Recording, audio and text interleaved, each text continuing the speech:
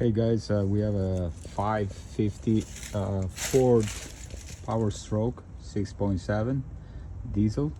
So the customer is complaining that the engine is shutting down and it's hard to start, even it shuts down on the road. So upon inspection, we found the wires under the junction box chewed up.